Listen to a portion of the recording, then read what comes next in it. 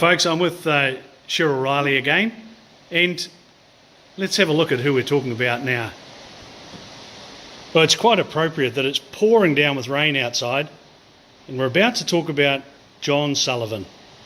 How can you talk about anything in South Westland without talking about the Sullivans? And in particular, Cheryl's details and the way she set out the story about the miracle at Smithy's Creek. I've read it 3 times. It is, I just don't understand how they lived. And perhaps it was the rosary beads.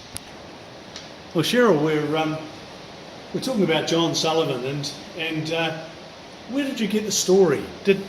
How did you get the story on when the Ford went over the bank there on the Fox Hills? Yeah, well, John and Molly were no exception. They were very reticent to talk about it, but when they were getting a bit older, it was Molly really that said we'd like it documented and put into book form for the children really, so the next generation. So then I did that for them, and then she allowed me to use that information in this book here, which was quite special. Yeah.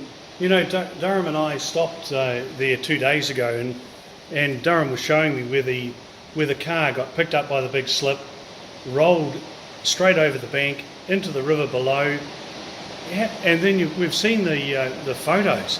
How do they live? Yeah, exactly. Yes, you're right. They did do the rosary. And the good Lord clearly had a bigger job for them to do.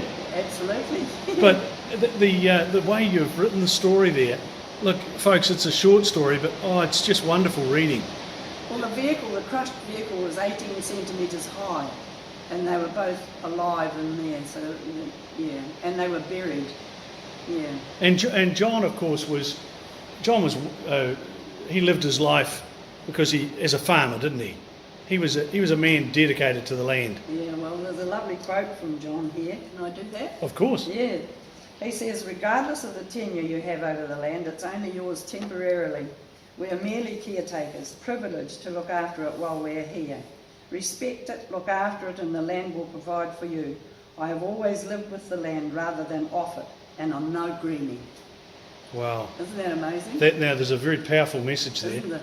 I mean, we truly are only caretakers. Yes, yes. You know, who would have thought that you and I would have got older? I can't believe it.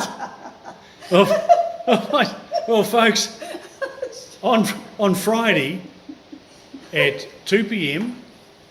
at the Fox Hotel, that's Fox Glacier. So it's the launch of Cheryl's book. You're going to meet a lot of old coasters there, and the book Guts and Determination will become part of Westland's history. You're invited. In fact, you've got to be there. Now, if you want to pre-order a copy of this book, it's $49.99.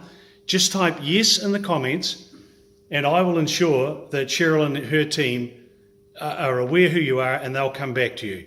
But I'll see you in Fox at 2 o'clock on Friday. What do you reckon, Cheryl? Absolutely. Great stuff. All right, we'll catch you later.